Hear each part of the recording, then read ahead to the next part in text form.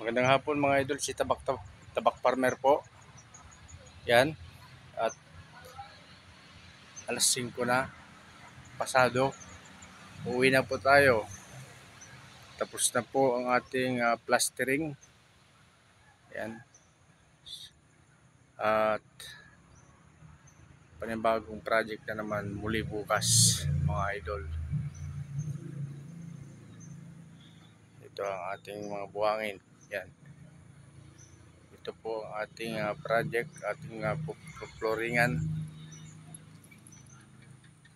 Ito yung ating service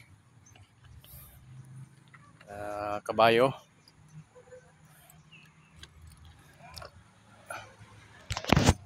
Tabak Farmer po. Bye bye.